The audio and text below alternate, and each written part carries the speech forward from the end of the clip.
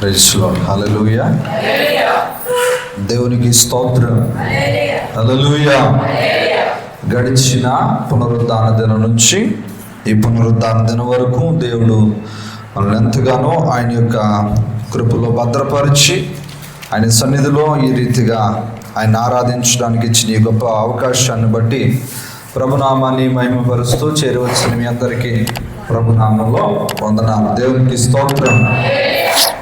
పరిశుద్ధ గ్రంథం నుంచి ఒక మాటను చదువుకుంటూ మన వాక్యాన్ని జ్ఞాపకం చేసుకుందాం. పరిశుద్ధ గ్రంథం నుండి ప్రసంగి గ్రంథము 7వ అధ్యాయము. ప్రసంగి గ్రంథము 7వ అధ్యాయము 8వ వాక్యాన్ని చదువుకుందాం. కార్యారంభము కంటే కార్యాంతము మేలు, అహంకారము గలవాని కంటే శాంతము గలవాడు శ్రేష్ఠుడు. దేవునికి స్తోత్రం. హల్లెలూయా. హల్లెలూయా. చదవబడిన ఈ మాటను మనం జ్ఞాపకం చేసుకుంటే భక్తుడు రాస్తున్న మాట ఇది. ఏంటా మాట అయ్యా అంటే, కార్యము ఆరంభము కంటే కార్యము అంతము, కార్యాంతం అనేది మేలు. దేవునికి స్తోత్రం. హల్లెలూయా. హల్లెలూయా. అంటే ఒక కార్యము లేదా ఒక పనిని ప్రారంభించటం కంటే దాన్ని ముగింపులోని తీసుకెళ్ళడం మేలట. దేవునికి స్తోత్రం. హల్లెలూయా. ఈరోజు ప్రియమైన దేవుని బిడ్డలారా, మన భక్తి విషయంలో కూడా మనం ప్రారంభం ఎలా ఉన్నా ముగింపు మాత్రం శ్రేష్టమైనదిగా ఉండాలి. దేవునికి స్తోత్రం. హల్లెలూయా. ప్రారంభంలో ఎక్కువ భక్తి చేసి ప్రారంభంలో ఎక్కువగా దేవుని సన్నిధిలో గడిపి ముగింపుకు వచ్చేసరికి ఆ యొక్క ముగింపు అనేది దేవుని ఎదుట ఇష్టకరంగా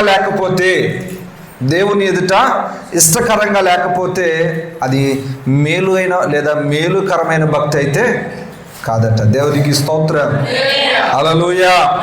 అందుకని భక్తుడు సెలవిస్తున్న మాట, మనం ప్రారంభ దినాల కంటే ముగింపు అనేది మరింత మేలుకరంగా ఉండాలి. దేవునికి స్తోత్రం. ఎందుకు ఈ మాటలు భక్తుడు సెలవిస్తున్నాడంటే, మరొక భక్తుడు రాస్తున్న మాట ఏంటయ్యా అంటే, ఇదిగో కడపటి వారు మొదటి వారు అవుతారు, కడపటి వారు అవుతారు. అంటే భక్తి అనేది లేదా దినాలు గడుస్తున్న కొద్దీ ఏం జరుగుతుందయ్యా అంటే, ముందున్న వాళ్ళు వెనక్కి వెళ్తారు, వెనకొచ్చిన వాళ్ళు ముందుకెళ్తారని భక్తుడు సెలవిస్తున్నాడు. దేవునికి స్తోత్రం. హల్లెలూయా. అందుకనే ఇక్కడ మనం ఎంత గొప్పగా ప్రారంభించాము అనేది కాదు, ఎంత గొప్పగా మనం ముగించాము అనేది ప్రభు ఎదుట చాలా మనం ఆలోచించవలసిన విషయం. దేవునికి స్తోత్రం. హల్లెలూయా. బైబిల్ గ్రంథంలో చాలా మంది భక్తుల జీవితాలు ఘనంగా ప్రారంభించబడ్డాయి. ఎలాగంట? ఘనంగా ప్రారంభించబడ్డాయి. కానీ కొందరి మంది యొక్క భక్తుల యొక్క జీవితాలు ఆ ముగింపుకు వచ్చేసరికి వారి జీవితాన్ని వెనక్కి తిరిగి చూసుకుంటే ముందున్న భక్తి కానీ, ముందున్న ఆ దేవునితో కలిగిన ఆ సహవాసము కానీ, ముందు కలిగిన ఆ దేవునితో కలిగిన ఆ యొక్క అనుబంధం కానీ ఏమాత్రం వారి జీవితాల్లో కనిపించట్లేదు. దేవునికి స్తోత్రం. హల్లెలూయా. చెప్పండి, ఏం బాగుండాల? కార్యము ఆరంభము కంటే కార్యాంతము, అంటే పని ప్రారంభించలేదు, ఏదైనా ప్రారంభము కంటే ముగింపు అనేది మనం చాలా జాగ్రత్తగా చూసుకోవాలి. దేవునికి స్తోత్రం. హల్లెలూయా. హల్లెలూయా. ఎందుకు అంటే ఈరోజు మనం చివరి దినాలలో ఉన్నాం. ఎక్కడండి అంటే ఇక రాకడనేది సమీపంగా ఉంది. కాబట్టి నీ భక్తి 20 సంవత్సరాల, నీ భక్తి 30 సంవత్సరాల, లేదా నీ భక్తి 5 సంవత్సరాల కాదు, ముగింపులో నీ భక్తి ఎలాగుంది, ముగింపులో నీ శక్తి, నీ ప్రార్థన, నీ ఆత్మీయ బ్రతుకు ఎలాగున్నదో ఒక్కసారి పరిశీలించుకోవడానికి ఈ పునరుద్ధాన దినాన్ని దేవుడు మనతో మాట్లాడుతున్నాడు. ఈ మాటలు దేవునికి స్తోత్రం. హల్లెలూయా. బైబిల్ గ్రంథంలో సంసోను అనే ఒక వ్యక్తి ఉన్నాడు. ఏం పేరండి? సంసోను. ఇతని ప్రారంభం ఎలా ఉంది అంటే చాలా గొప్పది. దేవునికి స్తోత్రం. అతనికి దేవుడిచ్చిన ఒక ప్రత్యేకత లేదా దేవుడు అతని ఎడల కలిగిన ప్రణాళిక చాలా గొప్పది. దేవునికి స్తోత్రం. హల్లెలూయా. కానీ సంసోను యొక్క చివరి దశలో మనం చూసినట్లయితే, సంసోను ఆ యొక్క అంతం మనం చూసినట్లయితే చాలా భయంకరంగా మారిపోయింది. దేవునికి స్తోత్రం. సంసోను తల్లి గొడ్రాలిగా ఉన్నప్పుడు దేవుని దూత ప్రత్యక్షమై చెబుతూ ఉంది, అమ్మా నీ కడుపున ఒక మగబిడ్డ పుడతాడు, వాడు నాజీరు చేయబడిన వాడు. అంటే క్షవరం చేయించకుండా ఉండాలి. మరి ముఖ్యంగా అంటాడు, ఇదిగో ఆ బిడ్డ నీ గర్భంలో ఉన్నంతసేపు నువ్వు ఏది కూడా అపవిత్రమైనది ముట్టుకోకూడదు. దేవునికి స్తోత్రం. హల్లెలూయా. అతడు ఇశ్రాయేలు ప్రజలను ముందుండి నడిపించడానికి దేవుడు ఏర్పరచుకున్నవాడు అని చెప్పి ఆ తల్లిదండ్రులు ఆ యొక్క సంసోను పుట్టుక కొరకు సంసోనుని ఏ విధంగా పెంచాలో తగిన జాగ్రత్తలన్నీ కూడా దేవదూత వారికి చెప్పి వెళ్ళిపోయింది. దేవునికి స్తోత్రం. హల్లెలూయా. తల్లిదండ్రులు కూడా అదే రీతిగా జాగ్రత్తలు తీసుకుంటూ ఆ విధంగానే ఆ సంసోనును తల్లి గర్భములో ఉన్నప్పుడు, తల్లి గర్భము నుంచి వచ్చిన తరువాత కూడా సంసోను అదే రీతిగా పెంచడం ప్రారంభించారు తల్లిదండ్రులు. దేవునికి స్తోత్రం. హల్లెలూయా. హల్లెలూయా. సంసోను పెద్దవాడయ్యాడు. పెద్దవాడయ్యే కొద్దీ సంసోనులో బలం పెరుగుతూ వస్తుంది. సంసోను బలం ఎలాంటిదయ్యా అంటే, గాజా దేశం అనే ఆ ప్రాంతానికి, ఆ దేశంలోనికి వెళ్ళాలంటే పెద్ద గేట్లు ఉంటాయి. ఆ గేట్లు రెండింటిని కూడా చెరో చేత్తో లాక్కుని వచ్చేసాడట. అంత బలము కలిగిన వాడు. ఒక పచ్చి గాడిద దవడ ఎముకతో 1000 మందిని యుద్ధం చేసి గెలిచిన వాడు. దేవునికి స్తోత్రం. హల్లెలూయా. సింహాన్ని 2గా చీల్చిన బలము కలిగిన వాడు. ఇంత బలము కలిగిన వాడు, ఇంత శక్తి కలిగిన వాడు చివరికి తన జీవితం ఏ విధంగా మారిపోయింది అయ్యా అంటే, ఒక ఆట బొమ్మను ఆడుకుంటారు చూడండి, ఆ ఆడుకునే బొమ్మగా మారిపోయాడు. ప్రారంభం అంటారా చాలా గొప్పగా ఉంది. ముగింపుకు వచ్చేసరికి దేవుని చేతిలో బలమైన సాధనంగా ఉండవలసిన వాడు శత్రువుల చేతిలో బలహీనమైన ఒక బొమ్మగా మారిపోయాడు.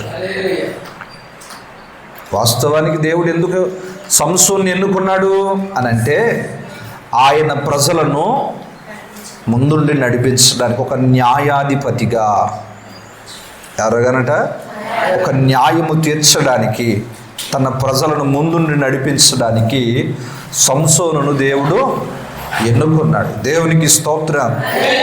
కానీ సంసోను యొక్క జీవితం ఏ విధంగా మార్చబడిందయ్యా అంటే, ప్రారంభం చాలా గొప్పగా ఉన్న ముగింపుకు వచ్చేసరికి దేవుడు ఆశించిన దానికంటే చాలా కిందకి వెళ్ళిపోయాడు. దేవునికి స్తోత్రం. హల్లెలూయా. హల్లెలూయా.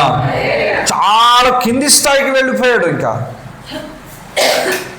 బైబిల్ గ్రంథంలో ఉంటుంది, అదే ఫిలిస్తీన్లు సంసోను వస్తూ ఉంటే భయపడిన ఫిలిస్తీన్లు అదే సంసోనును ఒక బొమ్మను లాక్కెళ్తున్నారు.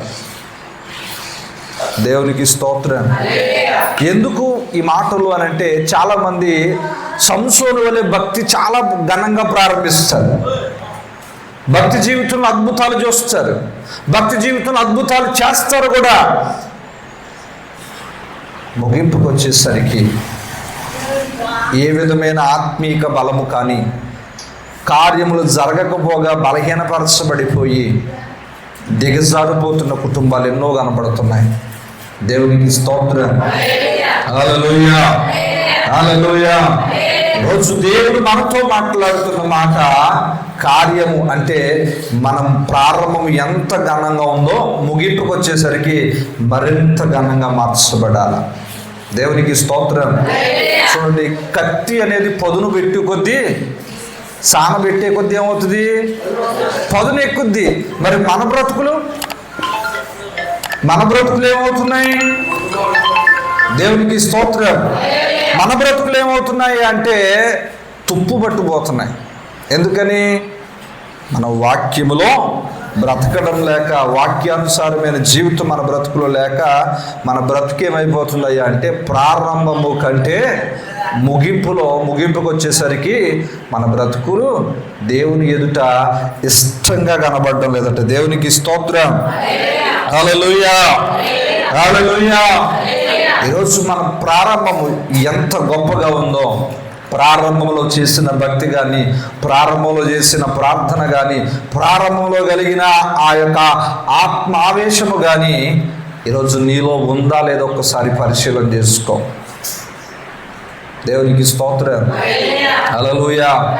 పరిశీలన చేసుకుంటే ఖచ్చితంగా నీ జీవితంతో దేవుడు మాట్లాడుతున్నాడు. నిన్ను పరిశీలించుకుని జాగ్రత్త పడమంటున్నాడు.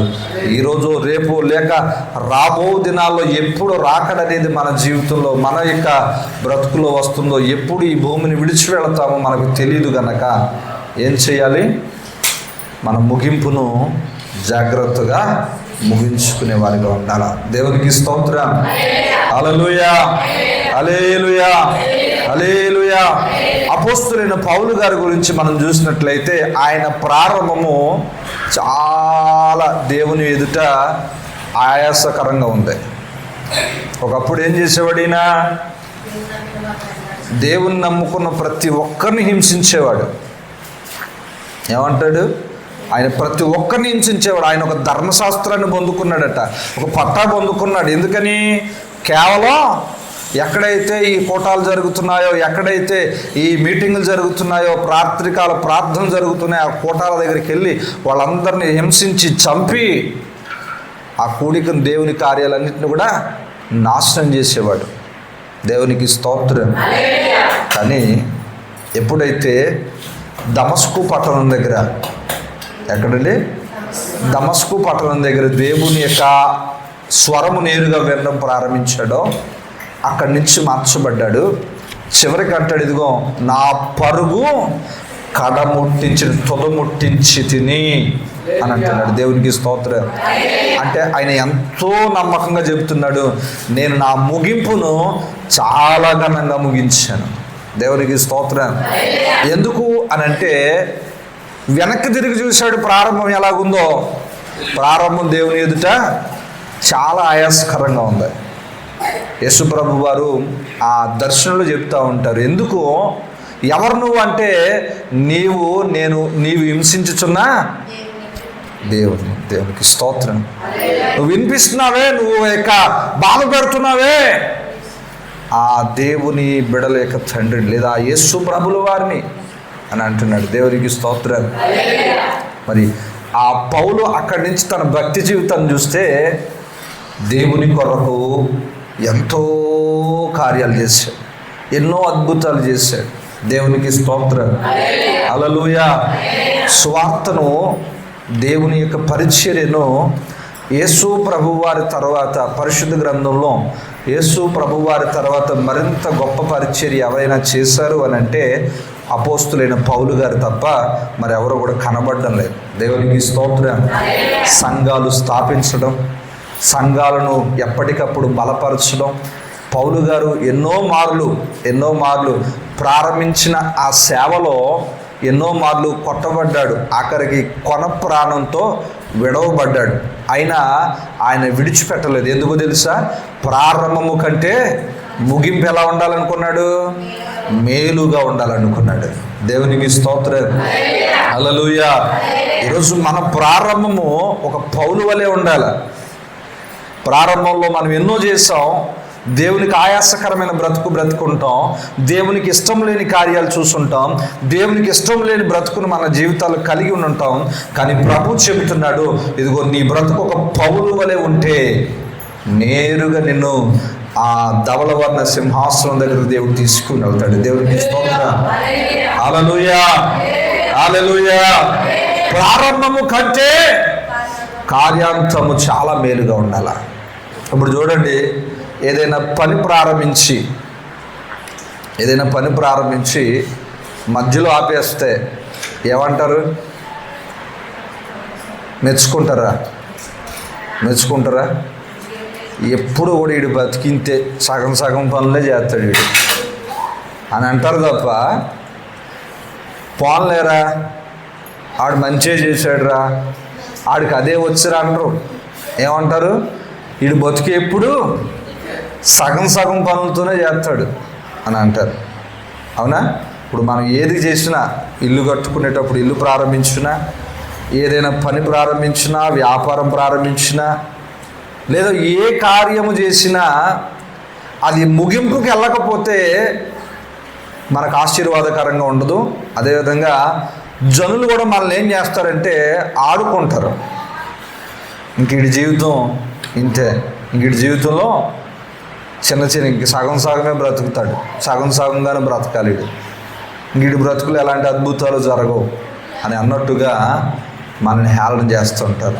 ఎందుకు అని అంటే అక్కడ కార్యం ఏమైపోయింది? సగంలో ఆగిపోయింది. పని ఏమైంది? సగంలో ఉండిపోయింది కనుక మరలా అక్కడ జనాలందరూ చూస్తూ చెప్తూ ఉంటారు, హేళన చేస్తూ ఉంటారు. ఈరోజు మేలుగా ఉండాలి అంటే ఏం చేయాలా? ముగింపు వరకు వెళ్తేనే మేలుకరంగా ఉంటుంది. దేవునికి స్తోత్రం, హల్లెలూయా. ముగింపు వరకు మనం వెళ్ళగలిగితేనే అది మేలుకరంగాను ఆశీర్వాదకరంగాను ఉంటుందని దేవుని యొక్క లేఖనంలో నుంచి దేవుడు మాట్లాడుతున్నాడు. దేవునికి స్తోత్రం, హల్లెలూయా, హల్లెలూయా. మరి ముగింపు వరకు మనం వెళ్ళాలి అని అంటే, లేదా ప్రారంభమును మనం కొనసాగించాలి అని అంటే మనం ఏం చేయాలా? ఇప్పుడు మనంతటికి మనం ఏమీ చేయలేము. ఒక ఇల్లు కడుతున్నాం, ఒక ఇల్లు కట్టేటప్పుడు నీ అంతకు నువ్వు కట్టుకోగలవా? నీకు సహకారం కావాలి. ఏంటా సహకారం? మనుషుని సహకారం కావాలి, ఆలోచన సహకారం కావాలి. దేవునికి స్తోత్రం, హల్లెలూయా. అలాగనే నీవు ప్రారంభించిన ఈ భక్తి జీవితాన్ని ముగింపులోనికి తీసుకుని వెళ్ళాలి అంటే ఒక్క నీ వల్ల అవ్వదు. నాకు అన్నీ తెలుసులేండి పాస్టర్ గారు, నాకు వాక్యం తెలుసు, ప్రార్థన తెలుసు, నేను బాగా చదువుకున్నాను, జ్ఞానం కలిగిన వాడిని అని నువ్వు అనుకుంటే పొరపాటే. నువ్వు ముగింపు వరకు వెళతావు అంటే ఏడా నీ చదువు కానీ, నీ యొక్క కలిగిన అందము కానీ, లేదా నీకు కలిగిన ఆస్తి కానీ నిన్ను ముగింపులోనికి తీసుకుని వెళ్ళలేవు. మరి ఏది ముగింపులోనికి తీసుకెళ్తుంది అని అంటే దేవుని సన్నిధి, దేవుని సహాయం మనల్ని తీసుకెళ్తుంది. దేవునికి స్తోత్రం, హల్లెలూయా, హల్లెలూయా, హల్లెలూయా. ఒకరోజు దేవుడు మోషేతో చెబుతున్నాడు, మోషే మీరు బయలుదేరండి అంటే మోషే అంటున్నాడు, అయ్యా నీ సన్నిధి మాకు తోడుగా రాకపోతే ఒక్క అడుగు కూడా మేము ముందుకేయలేం. దేవునికి స్తోత్రం, హల్లెలూయా. నీ సన్నిధి మాకు తోడుగా లేకపోతే ఒక్క అడుగు కూడా ముందుకేయలేం. ఎందుకని? దేవుని సన్నిధి వాళ్ళతో లేకపోతే ఏ విధమైన ముగింపు లేదా ముగింపు అనేది శ్రేయస్కరంగాను మేలుకరంగా ఉండదని మోషేకు తెలుసు. దేవునికి స్తోత్రం. ఎందుకయ్యా అంటే ప్రారంభంలో ఎన్నో అద్భుతాలు చూసుకున్నారు వాళ్ళు. ఐగుప్తులో ఉన్నప్పుడు 10 తెగుళ్ళు వచ్చాయి, బయటకు వచ్చారు. ఎర్ర సముద్రం 2గా చీలింది, అదొక గొప్ప అద్భుతం. అక్కడ అద్భుతం చూశారు. బండ నుంచి నీళ్లు తాగారు, అదొక అద్భుతం. ఆకాశం నుంచి మన్నా కురవబడింది, అదొక అద్భుతం. దేవునికి స్తోత్రం. 40 సంవత్సరాలు ప్రయాణం చేస్తే వారి బట్టలు మాసిపోలేదంట, వారు ఆ యొక్క చెప్పులు అరిగిపోలేదట. దేవునికి స్తోత్రం. ఇంత అద్భుతమైన ప్రారంభము కలిగిన వాడు ముగింపుకు వచ్చేసరికి దేవుని సన్నిధి లేకపోతే ఎంతో దారుణంగా ఉంటుందని తెలిసిన వాడు కనుక దేవుని సన్నిధిలో అడుగుతున్నాడు, అయ్యా మా ప్రారంభం అంత గొప్పగా ఉందంటే అక్కడ నువ్వు ఉన్నావు. ఎక్కడ?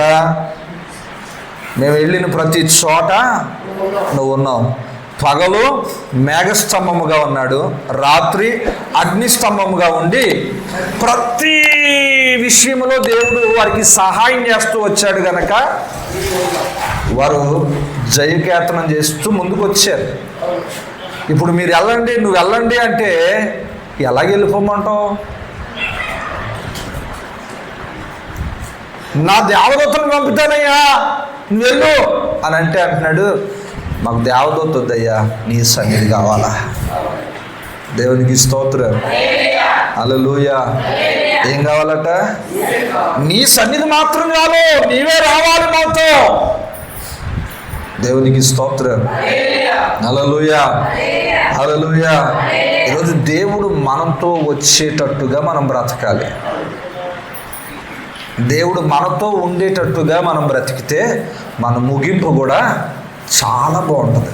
దేవునికి స్తోత్రం, హల్లెలూయా. నీ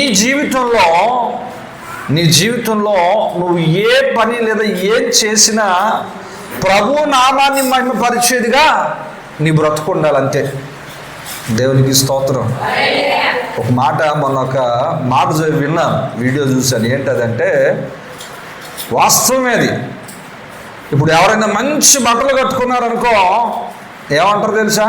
కుర్రోళ్ళు కానీ మంచి మంచి బట్టలు కట్టుకున్నారనుకో ఏమంటారు తెలుసా? అబ్బా నువ్వు హీరోలాగా ఉన్నావురా అంటారు. అవునా? మొన్నటికి మొన్న షాప్ దగ్గరికి వెళ్తే ఆ షాప్ ఆవిడ చీరలు పడేస్తూ అంటుంది. ఏమంటుంది తెలుసా? లేటెస్ట్ చీరలండి. ఏంటంట? ఆ సినిమా పేరు, ఆ నటి పేరు చెప్పి చీరలు చూపించింది. ఇప్పుడు ఈ చీర కట్టుకుంటే ఆవిడకిలాగా అయిపోతున్నాం. దేవునికి స్తోత్రం. ఇప్పుడు మంచి జీన్ ప్యాంటు టీషర్ట్ వేసాడంటే ఆ సినిమా హీరోలో కనబడుతుంది. ఈ షర్ట్ వేయగానే ఆడికిలా కనబడుతున్నాడు జనాలకి.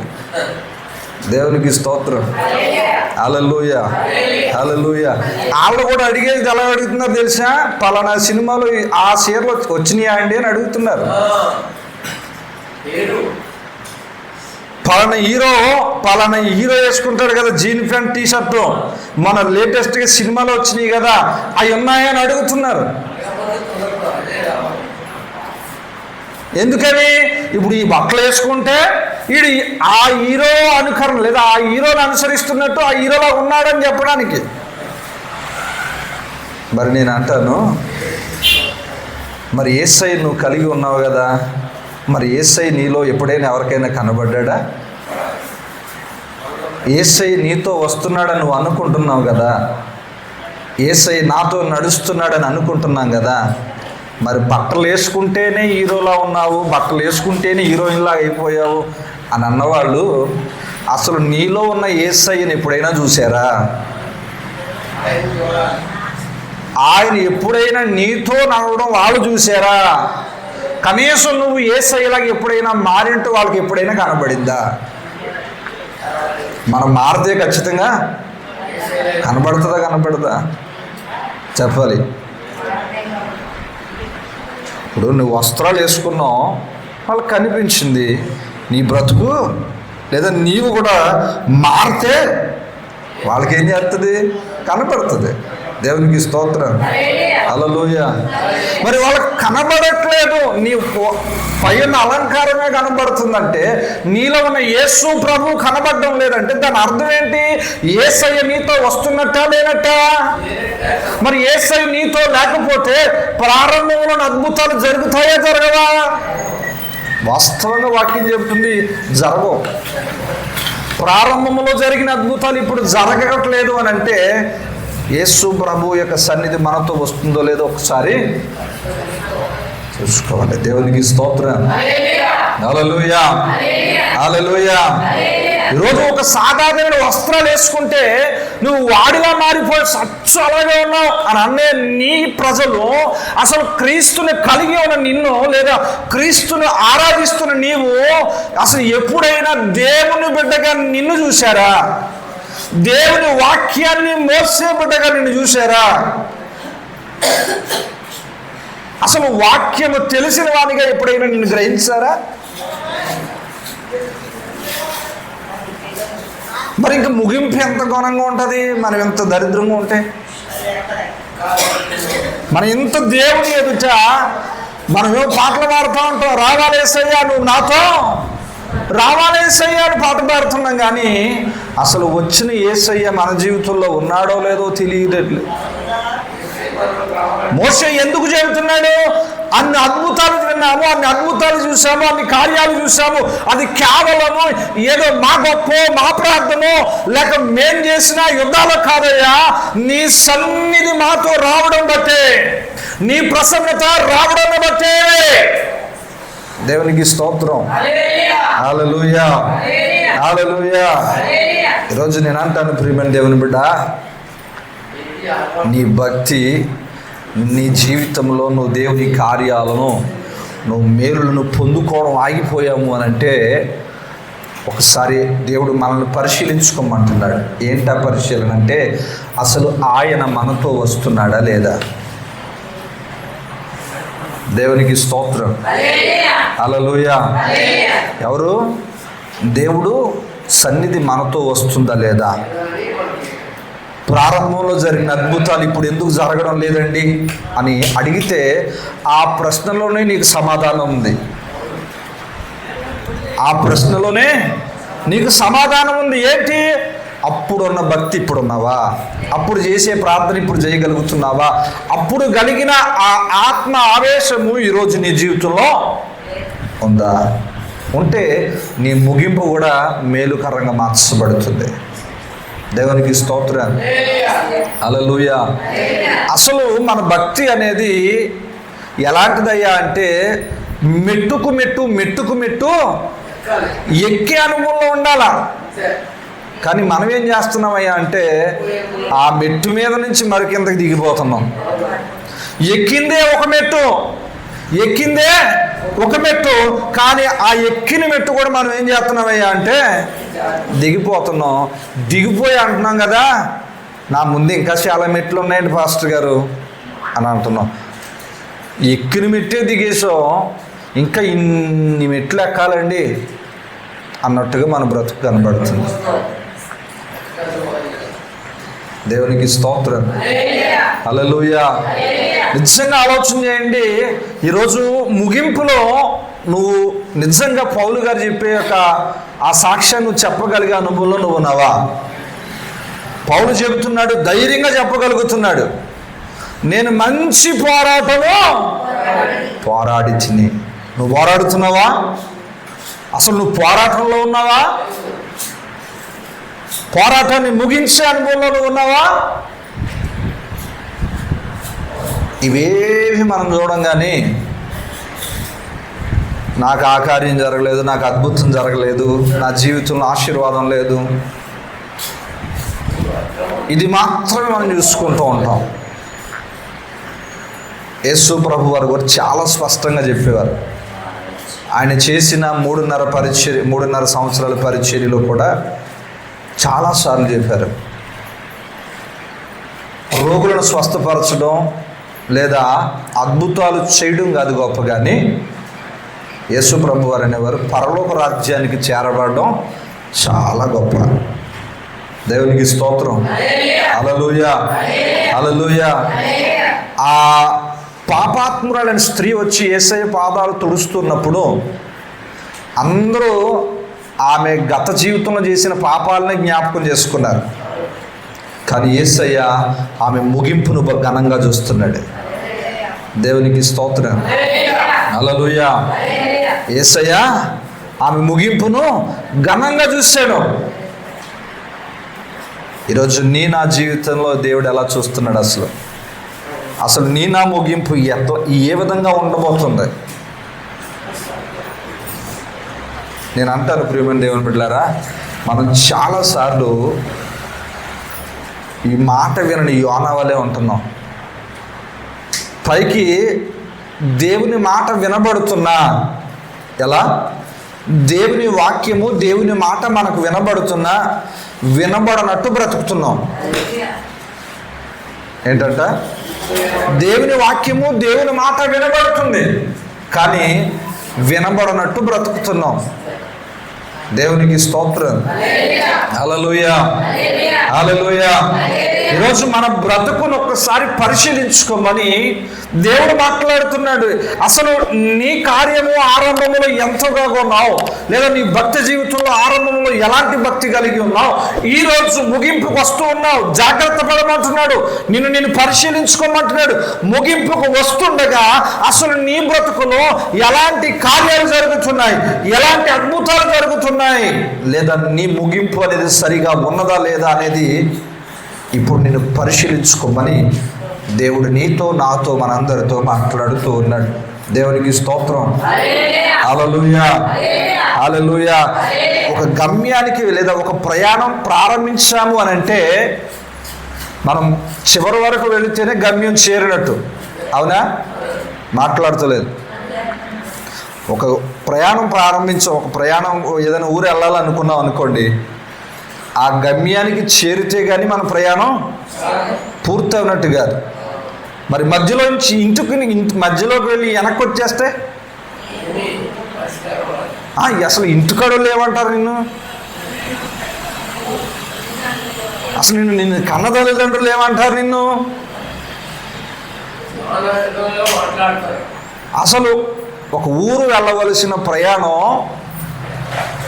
మధ్యలో నువ్వు వెనక్కి వచ్చేసావు అని అంటే ఏమంటారు నిన్ను? అసలు మామూలుగా చెప్పండి, ఎవరు ఏదైనా ఊరు వెళ్తున్నాను,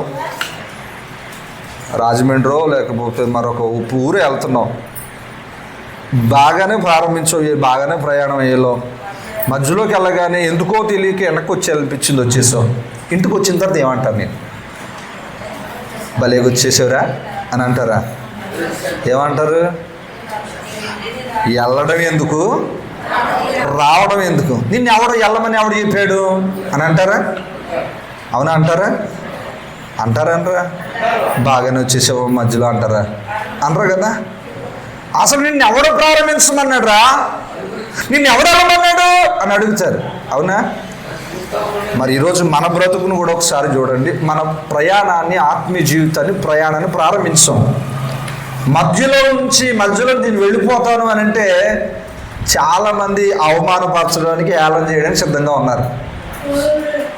దేవునికి స్తోత్రం. హల్లెలూయా, హల్లెలూయా. ఒక గమ్యానికి చేరాలి అని అంటే ఆ గమ్యానికి చేరే మార్గములో ఎన్నో ప్రమాదాలు వస్తాయి, ఎన్నో మలుపులు ఉంటాయి. వాటన్నిటినీ మనం దాటుకుంటూ ముందుకు వెళితేనే మన ప్రయాణాన్ని గమ్యం చేర్చగలం. దేవునికి స్తోత్రం. అలాగునే భక్తి జీవితంలో కూడా ఎన్నో సవాళ్ళు ఎదురవుతాయి. పౌలు గారు కడముట్టించాడు అని అంటే పౌలు గారికి ఏ కష్టం లేక కడముట్టించాడా? పౌలు గారికి వచ్చిన కష్టాలలో ఒక్క 10% కాదు, 1% నీకు నాకు వచ్చినా సరే ఈరోజు భక్తి వదిలేసి పారిపోతాం. దేవునికి స్తోత్రం. హల్లెలూయా. కానీ పౌలు గారు అలా చేయలేదు. ఎందుకు ఈ మధ్యకాలంలో చాలా మంది సేవకులను పట్టుకుని చంపేస్తావు, నువ్వు మరలా వెనక్కి రాకపోతే, నువ్వు ఆ మాట అనకపోతే చంపేస్తావు అని అంటే ప్రాణానికి భయపడి సంఘాలను వదిలేసిన సేవకులు ఎందరో ఉన్నారు. మరి ఆ రోజు పౌలు గారిని కొట్టి చంపి చనిపోయాడని వదిలేశారు. ఏమంట? చనిపోయాడని, కొన ప్రాణంతో ఉందని కూడా కాదట, చనిపోయాడని వదిలేసిపోయారు. వదిలేశాడా? వదిలేదు. దేవునికి స్తోత్రం. హల్లెలూయా. ఒక్కొక్క దినాన్ని ఏం చేశారయ్యా అంటే చెరసాల్లో పెట్టి బండలు వేసేసారు. ఇంకా అంటే ఇనప సంఖ్యలతో కాళ్ళు చేతులు కట్టేశారు. అయ్య బాబు, నా ప్రయాణం ఎంతటితో అయిపోయిందని భయపడ్డా? భయపడలేదు. వారు దేవుని ఆరాధించడం ప్రారంభించారు. దేవునికి స్తోత్రం. హల్లెలూయా. దేవుని ఆరాధించడం ప్రారంభించారు. వారి సంఖ్యలు గొడవబడ్డాయి, చెరసాల గోడలు కంపించబడ్డాయంట. దేవునికి స్తోత్రం. హల్లెలూయా. అక్కడతో ఆగిపోయిందా భక్తి? అయింది? ఆగిపోలేదు. మరిన్ని శ్రమలు పడ్డాడు. అంటాడు కదా, అయ్యా నా శరీరంలో ఈ ముళ్ళు నువ్వు కావాలని పెట్టావు కదా, పర్లేదు, ఒకవేళ ఈ ముళ్ళు నీకు తీసేయాలని అనిపిస్తే తీసే, ఒకవేళ తీసేయకపోయినా నీ కృప నాకుంటే చాలు. నా బలహీనతలో నీ సహాయము నీ కృప నాకుంటే చాలు. దేవునికి స్తోత్రం అన్నాడే తప్ప నేను మరలా వెనక్కి వెళ్ళిపోతాను, నేను మరలా ముందుకి, నేను ఎక్కడి నుంచి వచ్చాను అక్కడికి వెళ్ళిపోతాను అని అస్సలు అనలేదు. ఎందుకంటే ఆయనకు తెలుసు, ప్రారంభంలో ఈ దేవుని ఎదుట ఎంత నమ్మకంగా ఆ యొక్క దమస్కు గేటు దగ్గర కలిగిన అనుభవంలో ఆయనకు తెలుసు, నా ముగింపు అనేది దేవుని ఎదుట చాలా మేలుకరంగా ఉండాలి. దేవునికి స్తోత్రం. హల్లెలూయా, హల్లెలూయా. సౌలు కానీ సంసోను కానీ వారి బ్రతుకు ముగింపు చాలా భయంకరంగా మారిపోయింది. సొలొమోను కానీ వారి బ్రతుకు ఎలా ఉంది?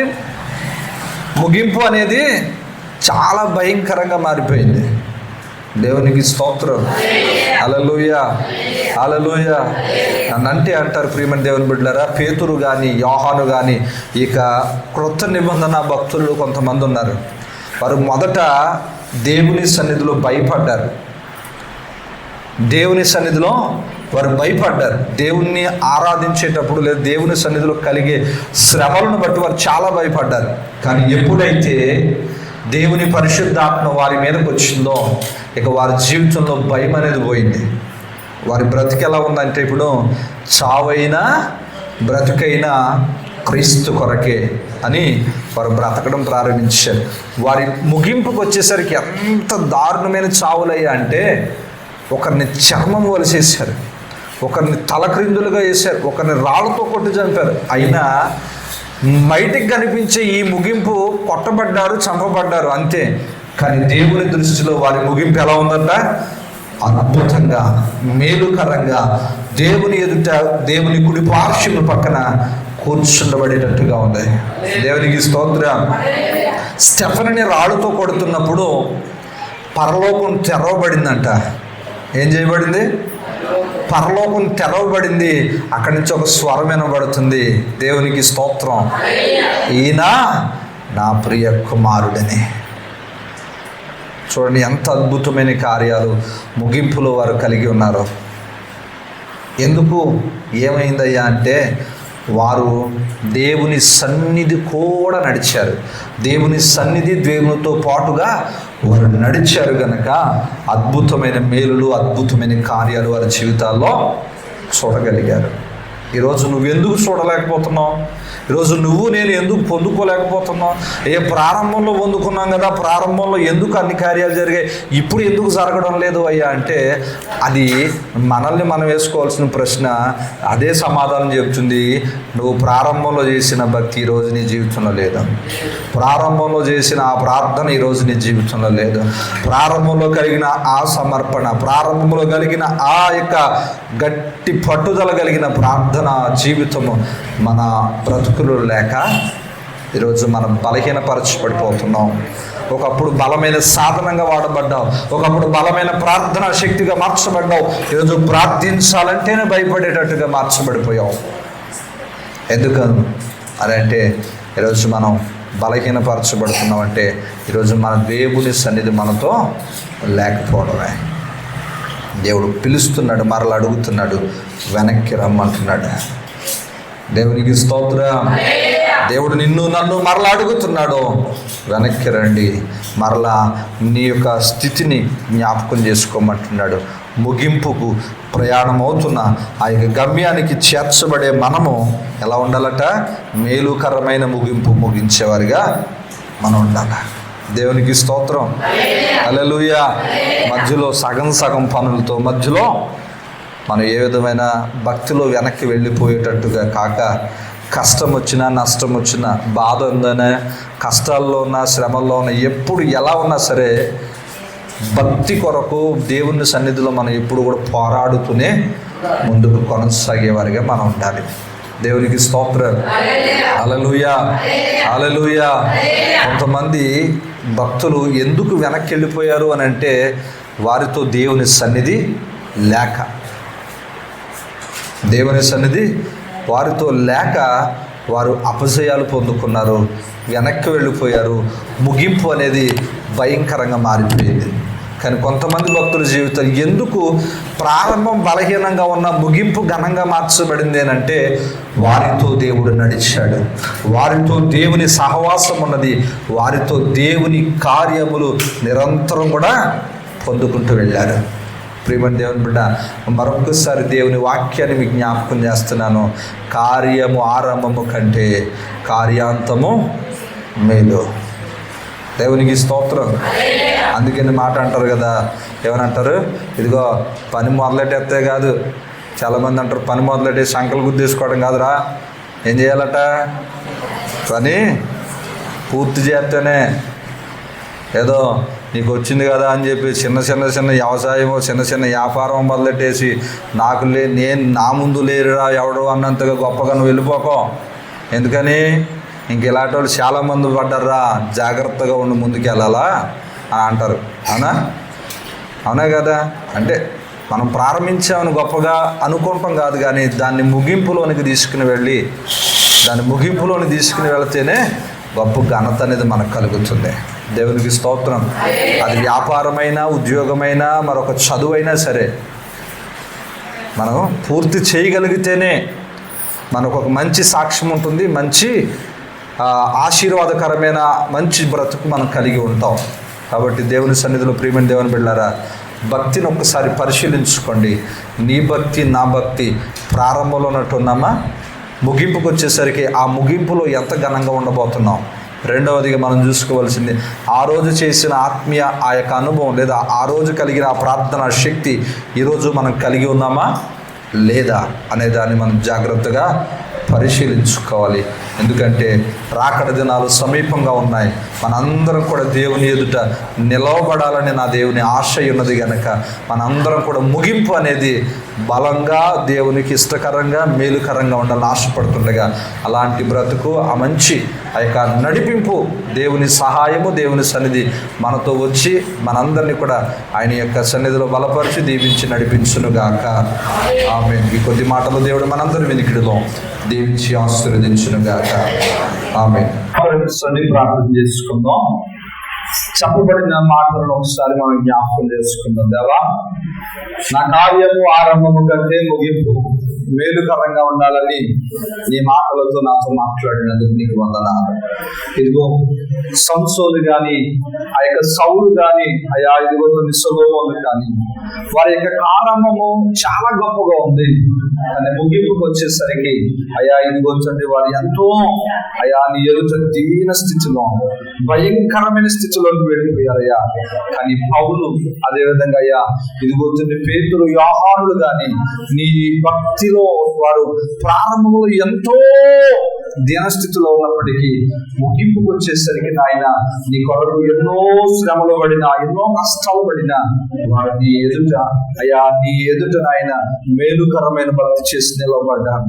ఇదిగో మేము కూడా ప్రారంభంలో అద్భుతాలు చూసాము, ఆశ్చర్య కార్యాలు చూసాం అయ్యా. ఇదిగో అందుకనే తండ్రి ప్రభువా అయా ఇది పౌరు అయా మోషే అంటున్నాడు, నీ సన్నిధి రాకపోతే అయ్యా మేము ఒక్కడు కూడా ముందుకు వెళ్ళాము. ఎందుకంటే నీ సన్నిధి లేకపోతే నీ సహాయం లేకపోతే మా బ్రతుకుల్లో కార్యాలు జరగవయ్యా. ఇదిగో తండ్రి మమ్మల్ని మేము సరిదిద్దుకుంటున్నాం అయ్యా. ఇదిగో తండ్రి ఈ పునరుద్ధాన దినాన్ని ఈ పాదాల చెంతకు చేరి ప్రార్థిస్తున్నాం. ఇదిగో తండ్రి పూర్వము కలిగిన భక్తి, పూర్వము కలిగిన ఆ యొక్క బలము, ఆత్మావేశము మాకందరికీ దయచేయండి. ఇదిగో ముగింపు వరకు అయా మరింతగా అయా నీ సన్నిధిలో బలముగా నిలవబడే దయచేయమని ప్రార్థన చేస్తున్నాను. ఇదిగో తండ్రి ప్రభువా అయా చేయవలసిన మామను ఈ వాక్యం ప్రతి బిడ్డ బిడ్డను కూడా తప్పకుండా దర్శించండి. కార్యం అంతము వరకు, కార్యం అయా ఇదిగోతున్న అంతము వరకు అయ్యా మేము ముందు కొనసాగే కొరకు దయచేయండి. ఈ సన్నిధి మాకు తోడుగా ఉన్న దయచేయమని ప్రార్థిస్తున్నాను. చేరి వచ్చిన ప్రతి బిడ్డను దీవించండి. అయా ఇదిగోతున్న బిడ్డలు అర్పించిన ప్రతి కానుకను అయ్యా నూరంతల ఫలముతో వారికి తిరిగి మీరే అనుగ్రహించి కానుకను పరిచయంలో వాడుకుని ప్రార్థిస్తున్నాను. అయ్యా ఇది మరొకసారి నాయన అయ్యా రాలేని ప్రతి బిడ్డను చేత మన్నించి బలహీనను బలపరచండి, రోగులు స్వస్థపరచండి. ఇరుకులు ఇబ్బందుల్లో ఉన్న వారందరినీ కూడా అయ్యా మీ యొక్క సన్నిధిలో వారికి విశాలతను అనుగ్రహించి సహాయం చేయండి. ఇదిగో నీ రాకడ పర్యాంతం వరకు నీ సన్నిధిలో అయా శ్రేష్టమైన ముగింపు కలిగిన వారిగా, మా శ్రేష్టమైన ముగింపు కలిగిన వారిగా నన్ను మమ్మల్ని అందరినీ కూడా సిద్ధపరచుమని యేసు నామమున అడిగి వేడుకొనుచున్నాము తండ్రి. ఆమేన్. తండ్రి దేవుని ప్రేమ, కుమారుడు యేసు క్రీస్తు వారి కృప, పరిశుద్ధాత్మ సహవాసము సహాయం మన ప్రలోకమున సమస్త దేవుని బిడ్డలందరికీ సదాకాలము తోడే నడిపించునుగాక. ఆమేన్. యేసు రక్తమే జయం, ప్రభు యేసు రక్తము జయం, ప్రభు యేసు నామమున సంపూర్ణ విజయం కలుగునుగాక. ఆమేన్. అందరికీ వందనాలు. దేవుడు అందరినీ దీవించునుగాక. ఆమేన్.